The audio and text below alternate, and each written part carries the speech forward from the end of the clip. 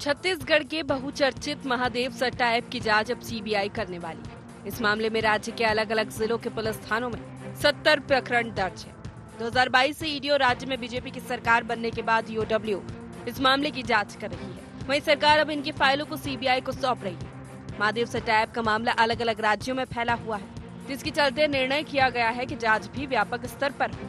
राज्य के गृह मंत्री विजय शर्मा ने कहा कि सीबीआई अपने हिसाब से कार्रवाई करेगी। इस मामले में किसी को बख्शा नहीं जाएगा। छत्तीसगढ़ सरकार की ओर से इस संबंध में नोटिफिकेशन भी जारी कर दिया गया। 70 केसेस थे महादेव ऐप के संदर्भ में, जो सामान्य थानों में थे। ईओडब्ल्यू में भी एक केस था। इन सारे प्रकरणों को कुछ दिनों से कुछ चर्चा थी, प्रदेश में विभिन्न बातें होती थी, ये क्यों नहीं, वो क्यों नहीं, ऐसा क्यों, वैसा क्यों। एक प्रदेश से बढ़कर के अनेक प्रदेशों का विषय हो गया था। कुछ मुखिया ऐसे सुनने में आता है कि वो कहीं विदेश में रहते हैं। इन सारे विषयों को लेकर के अब ये निर्णय किया गया है और इसका नोटिफिकेशन भी जारी हो गया है कि ये सारे प्रकरण सीबीआई को सौंप दिए गए हैं। अभी सीबीआई इस पर गंभीरता से जांच करेगी। महादेव सट्टा ऐप मामले ने छत्तीसगढ़ में जमकर सियासत गरमा दी है। विपक्ष में रहते हुए बीजेपी ने इस मामले में पूर्ववर्ती कांग्रेस सरकार को जमकर घेरा था।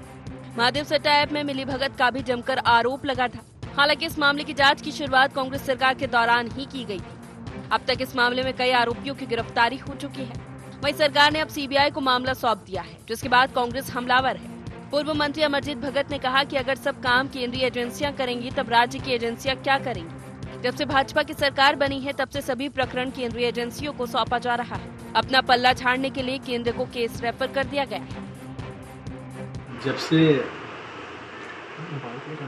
विष्णु साई जी की सरकार बनी है तब से देखा जा रहा है कि जितने भी प्रकरण है सब सेंट्रल एजेंसी को भेजने का इनका, चाहे वो बस्तर का मामला हो, चाहे वो महादेव का कोई भी प्रकरण है, तो सब में जब सेंट्रल एजेंसी ही काम करेगी तो राज्य की एजेंसी क्या करेगी, यहाँ से पुलिस प्रशासन क्या करेगी। जवाबदारी से बचने के लिए सभी प्रकरणों को सेंट्रल को भेजना क्या उचित रहेगा। महादेव सट्टा ऐप मामले की जांच अलग अलग एजेंसियों ने की। अब सीबीआई जांच की शुरुआत करने वाली है। सरकार के इस कदम पर कांग्रेस सवाल खड़े कर रही है। हालांकि अब देखने वाली बात होगी तमाम एजेंसियों की जांच के बाद सीबीआई इस मामले में किस नतीजे तक पहुंच पाती है। Bureau report, IND 24।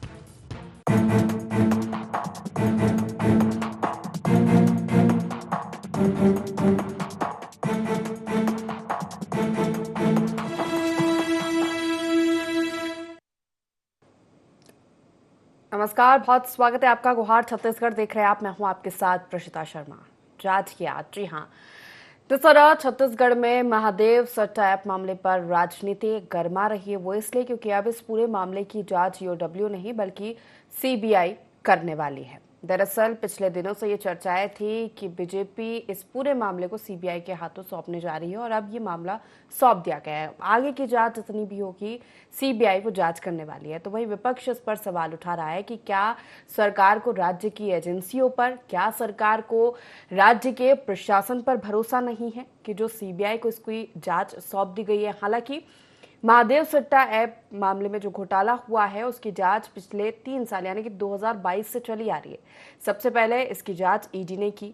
जब सत्ता में बीजेपी आ गई उसके बाद इसकी जांच ईओडब्ल्यू को सौंप दी गई। पिछले 16 महीने से जांच कर रही है, लेकिन इसके बाद अब फिर सीबीआई को इसकी जांच सौंपी गई। हालांकि अब तक 70 प्रकरण दर्ज है। प्रदेश भर में इस पूरे घोटाले को लेकर कई गिरफ्तारियां भी हो चुकी है। जब भारतीय जनता पार्टी विपक्ष में थी, जब कांग्रेस पर सवाल उठाए गए थे कि कांग्रेस सरकार के संरक्षण में ये घोटाला हुआ है, वहीं सत्ता में आने के बाद अब इसको सीबीआई को सौंप दिया गया। हालांकि इसकी जांच जब कांग्रेस की सरकार थी तभी शुरू हो गई थी। तब कई मामले दर्ज हुए थे, एफआईआर दर्ज हुई थी, कई आरोपियों की गिरफ्तारी भी हुई थी, लेकिन सियासत बराबर इतने सालों से चली आ रही है। अब सीबीआई के हाथों ये जांच गई है। अब आगे क्या होगा, चर्चा इसी पर करेंगे। गुहार के पॉइंट्स क्या है वो जान लेते हैं। अब सीबीआई तलाशेगी महादेव सट्टा ऐप के अपराधी। 3 साल से चली आ रही जांच से संतुष्ट क्यों नहीं भाजपा? क्या सीबीआई की जांच के बाद विपक्ष पर कसेगा शिकंजा? क्या घोटाले की जांच के नाम होती रहेगी राजनीति? इन्हीं मुख्य सवालों के साथ चर्चा की शुरुआत करेंगे। खास पैनल हमारे साथ जुड़ा है, परिचय आपका करा देते हैं। कांग्रेस से अजय गंगवानी हमारे साथ जुड़ गए हैं, बहुत स्वागत है आपका। बीजेपी से रविंद्र सिंह हमारे साथ जुड़ गए हैं, आपका भी बहुत स्वागत है। दोनों मेहमानों के साथ चर्चा की शुरुआत करूंगी। रविंद्र जी, सबसे पहला सवाल आप ही से है कि चर्चाएं चल रही थी सीबीआई को मामला सौंप दिया जाएगा, अब सौंप दिया है, इसको लेकर सरकार ने नोटिफिकेशन भी जारी कर दिया, लेकिन बड़ी बात यह है कि पिछले 3 साल से यानी 2022 से इस पूरे घोटाले की जांच हो रही है। 70 प्रकरण दर्ज है प्रदेश भर में, कई गिरफ्तारियां हुई हैं। हालांकि ऐसा नहीं है, कांग्रेस की सरकार थी तभी से इस पूरे मामले की जांच शुरू हो गई थी और कई गिरफ्तारियां तब भी हुई थी, लेकिन आपका आरोप था जब आप विपक्ष में थे कि सरकार के संरक्षण में ये पूरा मामला चल रहा है। सीबीआई को जांच सौंपने के क्या मायने हैं? क्या आपको ईडी ईओडब्ल्यू पर भरोसा नहीं? और जिस तरह विपक्ष आरोप लगा रहा है कि राज्य के प्रशासन, राज्य की एजेंसियों पर आपको भरोसा नहीं है, या आप इस पूरे मामले से पल्ला झाड़ रहे हैं? मुझे समझ में नहीं आता कि कांग्रेस किस मानसिकता में जी रही है, और उसे विरोध करना है तो जो सकारात्मक चीज भी हो रहा है उसका भी विरोध कर रहे हैं। हमें ईडी पे भी भरोसा है, हमें एसीबी पे भी भरोसा है, हमें अपने स्थानीय पुलिस पर भी भरोसा है। आप खुद बता रही है 2022 से इस मामले पे जांच चल रही है। सबसे बड़ी बात है, कांग्रेस ने सीबीआई की जांच को छत्तीसगढ़ में आने से रोका। किसी प्रकरण में वो सीबीआई की जांच चाहती नहीं थी। इसका मतलब है कि न तो उनकी नीति ठीक थी, न नियत ठीक थी, और डर और भय था। और हम तो शुरू से कह रहे हैं, महादेव सट्टा ऐप जो है वो सीधी सी बात है राज्य सरकार के संरक्षण में था, इसलिए कांग्रेस कभी नहीं चाहती थी कि वो सीबीआई जांच करे। हमें कोई डर नहीं है, हमें कोई भय नहीं है, हम तो पारदर्शी प्रशासन चाह रहे हैं। इसलिए सीबीआई के माध्यम से महादेव सट्टा ऐप पे जो भी सच्चाई हो सामने आ जाए। अब कांग्रेस की सियानी बिल्ली खंभा नोचे जैसे कहती है कि मतलब इन्हें अपने स्थानीय पुलिस पर भरोसा नहीं है। यदि स्थानीय पुलिस पर भरोसा नहीं है तो सीबीआई को बंद कर देना चाहिए। सीबीआई पर फिर कोई राज्य सरकार जांच ही क्यों कराएगी भाई? वो जांच इसलिए कराती राज्य सरकार कि दूध का दूध और पानी का पानी हो जाए। हम वही तो करने जा रहे हैं। अब कांग्रेस को डर लग रहा है कि उनके कार्यकाल का किया हुआ है, और भूपेश बघेल जी को एकदम क्लियर कट मतलब दुबई से बैठ के उनके डायरेक्टर ने कहा था इतना 1000 करोड़ रुपए दिया हूं मैं, तो डरते हैं कि अब सीबीआई जांच होगी तो सच्चाई सामने आ जाएगी। इसलिए ये प्रोपेगेंडा कर रही है कांग्रेस कि मतलब इन्हें स्थानीय पुलिस पर भरोसा नहीं है। हमें अपने स्थानीय पुलिस पर भी भरोसा, हम पर सबका भरोसा है। भाई सीबीआई आ रही है तो दूध का दूध पानी का पानी करेगी। कल यदि हम अपने पुलिस से कराएं और भूपेश बघेल जी को मान लो के लिए दोषी करार दे तो कांग्रेस चिल्लाएगी कि ये तो इनकी पुलिस थी, दुर्भावना से काम कर रही है। अभी तो इसकी स्वागत करना चाहिए उनको। निष्पक्षता से जांच होगी, पारदर्शिता से जांच होगी। आरोप है कि वो दबाव में ही काम करती हैं। ठीक है, अजय जी से जवाब ले लेते हैं। अजय जी, अगर सीबीआई की जांच से जो दोषी है वो निकल आएंगे सामने, अपराधी जो है वो निष्पक्ष जांच होगी, कार्रवाई होगी, तो क्या परेशानी है विपक्ष को? ठीक है, जांच कर लेने दीजिए। देखिए विशति जी, 5 से 6 बिंदु बहुत महत्वपूर्ण है।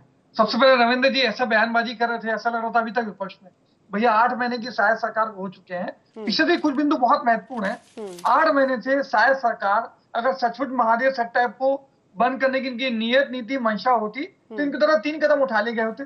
आज डबल इंजन की सरकार के दावा कर रहे हैं। आज दुबई में जो महादेव सट्टा ऐप के प्रमोटर हैं रवि उत्पल और सौरभ चंद्राकर, क्या उनकी गिरफ्तारी कोई प्रयास केंद्र की मोदी सरकार यहाँ बैठी शायद सरकार करी? पहली बात। क्या सूचना और प्रसारण मंत्रालय, जिनके लिए मिनटों का काम है विशिष्टा जी, कि तुरंत महादेव सट्टा ऐप को इंटरनेट से हटा दिया जाए ताकि सट्टेबाजी सीधा सीधा रुक जाए, तो क्या उनके द्वारा एक कदम उठाया गया? दूसरी बात, तीसरी महत्वपूर्ण बात, आप महादेव सट्टा ऐप को हटाते तो नहीं है, आप उस पर जीएसटी वसूल करते हैं 28%, उस पर इनकम टैक्स वसूली करते हैं 30%, उस पर सरचार्ज वसूल करते हैं 4%, कुल मिला के 59.2% की टैक्स वसूली सट्टे के कारोबार से केंद्र सरकार कर रही है। मतलब सट्टे के व्यापार को लीगलाइज करने का प्रयास कर रहे हैं। चौथी महत्वपूर्ण बात, ये पूरा महादेव सट्टा ऐप सिर्फ और सिर्फ भारतीय जनता पार्टी का एक राजनीतिक प्रोपेगेंडा है, हमारे नेताओं की छवि को धूमिल करने की साजिश और षड्यंत्र है। देखिए महत्वपूर्ण बात, मैं 4 चीजें स्पष्ट कर देता हूँ। सबसे महत्वपूर्ण बात ये कह रहे थे कि भैया हमारे भूपेश जी पे आरोप है। आज जिस व्यक्ति के बयान, जो असीम दास, जिसके बयान के आधार पर ये आरोप लगाया गया कि भूपेश बघेल जी को 508 करोड़ रिश्वत दी, 3 बातें महत्वपूर्ण है। इसी असीम दास ने सुप्रीम कोर्ट में लिखित में बयान दिया कि ईडी के दबाव में उनको जबरदस्ती बयान दिया गया। पहली बात। दूसरा, पूरा बयान जो कई पन्नों का बयान है जो पूरी तरह अंग्रेजी भाषा में है, और उन्होंने स्पष्ट रूप से कहा मुझे अंग्रेजी भाषा की कोई जानकारी नहीं है, मुझसे दबाव पूर्वक हस्ताक्षर किया। दूसरी बात, तीसरी बात, ये वही असीम दास है जो भारतीय जनता पार्टी के कार्यकर्ता है, इनके पीयूष मिश्रा के सहयोगी है। पीयूष मिश्रा कौन है? प्रेम प्रकाश पांडे जी के राइट है। तो आखिर ये रिश्ता क्या कहलाता है? न केवल ये, आज रवि उत्पल के जो भाई हैं वो उनके पूर्व मुख्यमंत्री के साथ फोटो, आज इनके सौरभ चंद्राकर है महाराष्ट्र के पूर्व राज्यपाल, इनके करावर जो है नेता, उसके साथ उसके फोटो। आखिर यहाँ बैठे भाजपा के प्रवक्ता ने वो करे, इसीलिए वो चाहते हैं ना सीबीआई जांच करे कि अलग अलग राज्यों में ये फैला हुआ है, व्यापक स्तर पर इसकी जांच होगी बहुत अच्छा। तो निष्पक्ष रूप से जांच हो पाएगी, दोषी जो है वो पाए जाएंगे। देखिए महत्वपूर्ण है, सुप्रीम कोर्ट का एक निर्णय आपको स्पष्ट करना चाह रहा हूं। अभी आपके स्वास्थ्य मंत्री का जो जमानत दी सुप्रीम कोर्ट ने, उन्होंने कोर्ट किया कि ईडी जो है बिना किसी तथ्यात्मक सबूत के, बिना किसी ठोस प्रमाण के किसी व्यक्ति को सलाखों के पीछे न डाले, अपने प्रणाली को पूरी तरह से पारदर्शी बनाए और टारगेटेड कार्रवाई न करे। तो आज इस प्रकार से संवैधानिक संस्थाओं का, केंद्रीय एजेंसियों का, चाहे ईडी हो, सीबीआई हो, इनकम टैक्स का दुरुपयोग लगातार केंद्र की मोदी सरकार कर रही है। महत्वपूर्ण बात यह है कि मैंने स्पष्ट रूप से कई उदाहरण दिए। दूसरी महत्वपूर्ण बात, आज जिस गाड़ी में कैश जब्त होता है उस गाड़ी का नंबर था CG12AR6300। ये गाड़ी इनके करावर मंत्री के सगे भाई की गाड़ी है। तो ये आखिर इसकी स्क्रिप्ट किसने लिखी? ये पूरा लगातार जो पूरे ये स्क्रिप्टेड है या जो पूरी क्रोनोलॉजी है वो इस बात का प्रमाण है कि कहीं ना कहीं भारतीय जनता पार्टी ने विधानसभा के समय, चुनाव के समय राजनीतिक फायदा उठाने के लिए एक पूरा राजनीतिक साजिश और षड्यंत्र रची। ईडी ने अपने जो तथ्य पेश किए पीसी में, उन्होंने स्पष्ट रूप से कहा कि जांच अभी बाकी है। तो आखिर जल्दबाजी में, किसके दबाव में हमारे पूर्व मुख्यमंत्री को राजनीतिक साजिश में फंसाने के साथ वो किए गया? दूसरी देखिए महत्वपूर्ण बात ये हो रहा है कि शुभम सोनी, आज एक सबसे बड़े प्रश्न का जवाब यहाँ बैठे भाजपा के प्रवक्ता दे कि शुभम सोनी का जो वीडियो वायरल हुआ, आखिर वो भारतीय जनता पार्टी के कार्य परिसर के कार्यालय से क्यों जारी होता है? आखिर उनको क्यों पहुंचाया गया? किसके दबाव में? बता दीजिए। और लगातार जो इनके प्रमोटर है। ठीक है, कई सारे सवालों के जवाब लूंगी, लेकिन उससे पहले गंगेश जी की एक प्रतिक्रिया। इस पर सीबीआई को जांच सौंप दी गई है, अब नए सिरे से शायद सीबीआई जांच करेगी। हालांकि पिछले 3 सालों से इस पूरे मामले की जांच हो पा रही है, कई गिरफ्तारियां हुई, FIR दर्ज हुई, लेकिन ऐसी कोई ठोस कार्रवाई नहीं हो पाई है अब तक कि इन जैसे घोटालों पर कोई विराम लग सके या कोई एग्जाम्पल सेट हो सके।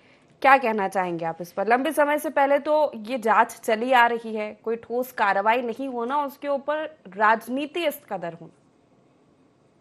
देखिए, पहली बात तो मैं इसे घोटाला इसलिए नहीं मानता हूँ कि इसमें जो बेसिक बात है जो अभी कांग्रेस के प्रवक्ता अजय भाई की कही कि इसको लीगलाइज कर चुकी है गवर्नमेंट, और इस पे सेंट्रल गवर्नमेंट का सुप्रीम कोर्ट का फैसला आ चुका है कि बेटिंग ऐप, सट्टा ऐप और गेमिंग ऐप ये सारे लीगल हैं। इन पे 28% GST गवर्नमेंट ले रही है और बड़ा रेवेन्यू वसूलने की प्लानिंग है। ये एकदम 100% सही बात है।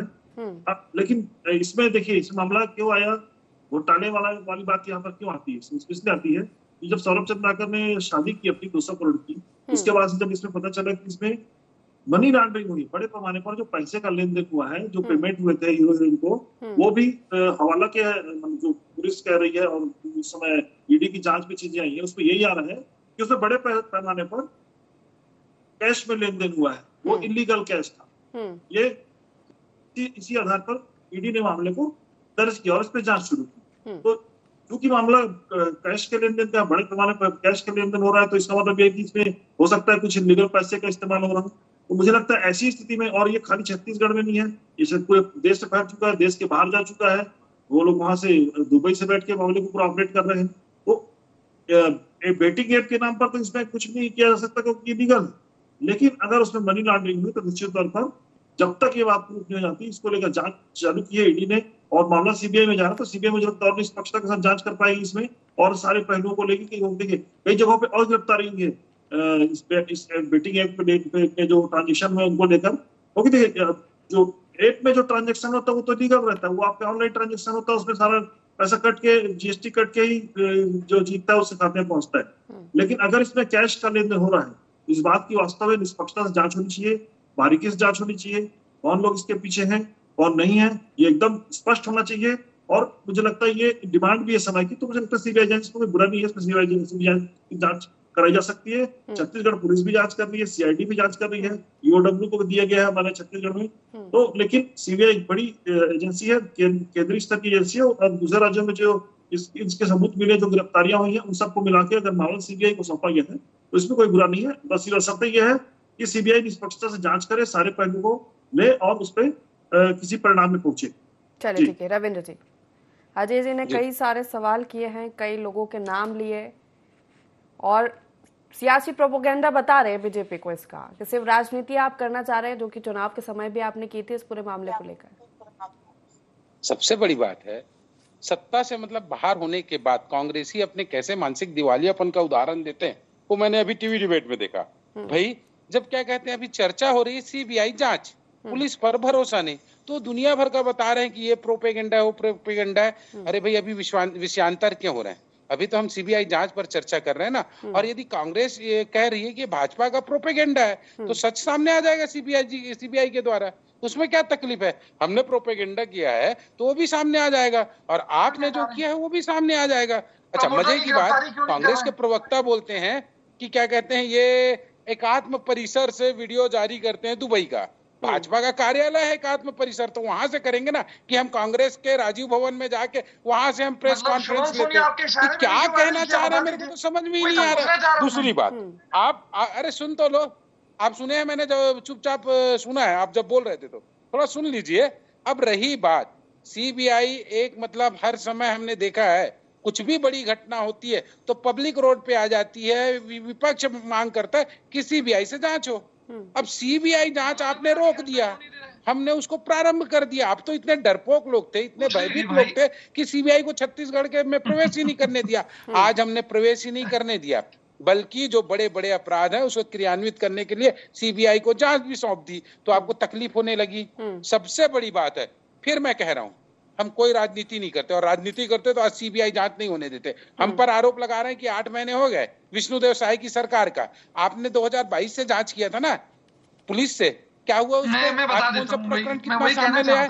भैया हमारे 3 महीने तो उसमें निकल गए थे आचार संहिता में। मैं कह रहा हूँ अब सीबीआई आ गई है, ये भूपेश बघेल जी भी घबराएंगे, कांग्रेस के लोग भी घबराएंगे, क्योंकि इतना बड़ा जो अपराध होता है किसी सरकार के संरक्षण के बगैर संभव ही नहीं है। इसलिए कांग्रेसियों को अब बड़ी तकलीफ हो रही है। सीधा आरोप विपक्ष पर यही है कि जब आपकी सरकार थी, आप जांच करा रहे थे, वो आप ही के संरक्षण में हो रहा था, इसलिए आपको तकलीफ हो रही है कि सीबीआई को ये जांच सौंप दी गई। अजय जी पिछले बहुत अच्छा प्रश्न है। बहुत मैंने देखिए, हमारी सरकार पूरे देश में कांग्रेस की सरकार महादेव सट्टा पे सबसे ज्यादा कार्रवाई करने वाली सरकार थी। हमारे द्वारा 72 एफआईआर, 150 से अधिक लोगों की गिरफ्तारी, 465 मोबाइल जब्त, 171 लैपटॉप जब्त, 300 से अधिक बैंक खाते सील, यूपी बिहार नोएडा तक हमारी पुलिस जाके गिरफ्तारी करती रही। हमारी सरकार ने लुकआउट नोटिस जारी किया। हमारे सरकार के प्रयासों का नतीजा था कि गूगल प्ले स्टोर ने इसको वहां से हटाया। शांति सुन लीजिए रविंद्र जी, ठीक है सुन लीजिए। अभी आप कह रहे थे रविंद्र जी, आपको शांति से सुना जाए।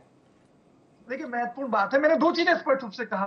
भैया महादेव सट्टा को हटाने की नियत नीति मंशा है तो उनके प्रमोटर की गिरफ्तारी के लिए कोई प्रयास क्यों नहीं किया जा रहा है? केंद्रीय सूचना प्रसारण मंत्रालय इंटरनेट से क्यों नहीं हटा रहा है? देखिए इनका हटाने की बात तो छोड़िए, एक बहुत महत्वपूर्ण उदाहरण देना चाह रहा हूँ। हमारा पिछले दिन हमारी पुलिस जब नोएडा आरोपी की गिरफ्तारी के लिए जाती है तो योगी सरकार आज हमको सहयोग तो नहीं करती है। हमारे पुलिस अधिकारियों पे धारा 365 के अंतर्गत केस दर्ज किया जाता है, आखिर किसको बचाने में, किसके इशारे पर। दूसरी महत्वपूर्ण बात, आपको 8 महीने हुए हैं, पहले बीरनपुर की घटना, फिर आप पीएससी की जांच, फिर तीसरा महादेव सट्टा है। भैया बलौदा बाजार की घटना पूरे देश की सबसे दुर्भाग्यजनक घटना। लगातार सतनामी समाज पिछड़ा जी कह रहा है कि इतनी हिंसा हुई है, इसकी सीबीआई जांच कराइए कि आखिर जैतखाम में तोड़फोड़ क्यों की गई। आज खाना पूर्ति के नाम पे बिहार के 3 मजदूरों की गिरफ्तारी करते हैं। अभी मेरे मित्र एक बात कह रहे थे कि समाज कहता है तो हम सीबीआई जांच करते हैं। तो भैया सतनामी समाज लगातार कह रहा है क्यों सीबीआई की जांच नहीं करते? 2013 में हमारी जब 30 नेताओं को खोया, आपके रमन सिंह 2013 के विधानसभा के सत्र में कहा कि भैया हम झीरम की जांच सीबीआई से कराएंगे। तो ये टारगेटेड क्यों है? आज आपने देखिए बहुत स्पष्ट एक चीज कही निशिता जी कि महादेव सट्टा है देश के कई राज्यों में संचालित है, तो सीबीआई जांच सिर्फ छत्तीसगढ़ में क्यों नहीं? जो भारतीय जनता पार्टी शासित राज्य है, जहां लगातार राजनीतिक संरक्षण दिया जा रहा है, वहां सीबीआई की जांच क्यों नहीं करते आप लोग? तो ये स्पष्ट रूप से बहुत स्पष्ट है। आज वरिष्ठ पत्रकार गंगेंद्र जी ने एक बात कही, भैया सीबीआई की जांच का स्वागत है, परंतु वो टारगेटेड कार्रवाई न करे, निष्पक्ष जांच करे। राजनीतिक फायदा और व्यक्तिगत स्वार्थ पूर्ति की राजनीति करना किसी प्रकार से लोकतंत्र में स्वीकार्य नहीं। पिछड़ा जी चलिए ठीक है, गंगेश जी का रुख करूंगी मैं। गंगेश जी, जिस तरह ठीक है गेमिंग बैटिंग ऐप को लीगल कर दिया गया है, बड़ा एक रेवेन्यू जनरेट होगा, लेकिन जब इस तरह के मामले सामने आते, मनी लॉन्ड्रिंग, बड़े स्तर पर घोटाला होना, कई परिवार इसमें तबाह हो जाते हैं, कई लोग आत्महत्या कर लेते हैं, मतलब एक सामाजिक रूप से देखा जाए तो बहुत गंभीर और चिंताजनक मुद्दा है इस तरह के जब मामले सामने आते हैं। उसके बाद इन मामलों में लंबे समय तक जांच होना, जांच के बाद इसी का देख ले तो 2022 से चली आ रही है, अब तक जो दोषी पाए गए या ऐसी कोई कठोर कार्रवाई नहीं हुई या ऐप बंद कर दिया गया हो या एक नैरेटिव सेट किया गया हो कि इस तरह की मनी लॉन्ड्रिंग दोबारा नहीं होगी। क्या कहना है आपका इस पर? देखिए, आपकी बात एकदम सही कि सबसे पहले तो अगर ऐप गलत है तो ऐप को पूरी तरह से बैन किया जाता है, लेकिन ऐप को बैन नहीं किया गया और वो डालने से जारी है। लोग उसको आज भी खेल रहे हैं, ऐसा नहीं कि नहीं खेल रहे। और देखिए, जिस तरह से सेंट्रल गवर्नमेंट ने इसको लीगलाइज किया है, ये जुआ सट्टा एक के अंतर्गत आता था पहले। इसमें एक्चुअली आप जुआ ही खेल रहे हो, सट्टा ही खेल रहे हैं, इसमें कोई अलग नहीं है। लेकिन विडम्बना देखिए कि ये जो जुआ सट्टा एक्ट की जो धाराएं हैं वो राज्य सरकार के कार्रवाई के क्षेत्र अंतर्गत आती है। तो जो कांग्रेस सरकार ने जिस समय कार्रवाई की थी शुरुआती दौर में, जब एक का सट्टा शुरू हुआ था, जो हिस्सा पकड़ाने शुरू हुए थे, वो इसमें जो कार्रवाई हुई थी वो जुआ सट्टा एक्ट के तहत हुई थी। और ये जो था ऑफलाइन सट्टा के लिए वो कानून है। ऑनलाइन सट्टा के लिए केंद्र सरकार ने कानून बना दिया और इसलिए मान लिया गया है कि जो ऑनलाइन सट्टा है वो पढ़ा लिखा व्यक्ति देख के समझ के खेलता है। तो ऑफलाइन सट्टा होता है उसमें छोटे वर्ग के लोग खेलते हैं, उसमें उनके घर बर्बाद होने के चांस है। लेकिन इसमें पढ़ा लिखा व्यक्ति है और देख समझ खेल रहा है तो अपनी अच्छे भले को जान रहा है, अच्छे को जान रहा है, बुराई को भी जान रहा है, इसलिए इसको उन्होंने एक तरह से लीगल होने का दर्जा दे दिया। इसमें बाकायदा कई सारे फैसले आ चुके हैं सुप्रीम कोर्ट के, इसमें इसको लीगल बताया गया, उसको बाकायदा जीएसटी कट रही है, टैक्स कट के लोगों को पैसे मिल रहे हैं। तो ये बड़ी विडंबना है। या तो केंद्र सरकार भी इस पे विचार करे या दोनों सरकारें मिलकर विचार करें कि अगर इस तरह की चीजें आ रही हैं। ठीक है, समय की कमी है, इस पर और भी चर्चा करेंगे, लेकिन अभी समय की कमी है, मुझे चर्चा को यहीं समाप्त करना पड़ेगा। बहुत शुक्रिया आप तीनों मेहमानों का हमारे साथ इस चर्चा में शामिल होने के लिए। तो सीबीआई की जांच करने वाली है इस मामले पर और सबसे बड़ा सवाल ये है कि सीबीआई जांच करेगी तो किस किस पर आँच आएगी। सरकार का जिस तरह आरोप है कि विपक्ष के संरक्षण में जब सत्ता में थी तब ये जांच हो रही थी और इसे संरक्षण मिल रहा था और कई नेताओं के नाम इसमें है, तो सीबीआई किन्हें दोषी पाती है और क्या कार्रवाई और कब तक होती है, ये देखने वाली बात होगी। फिलहाल गुहार छत्तीसगढ़ में इतना ही। आप बने रहिए ND24 के साथ। नमस्कार।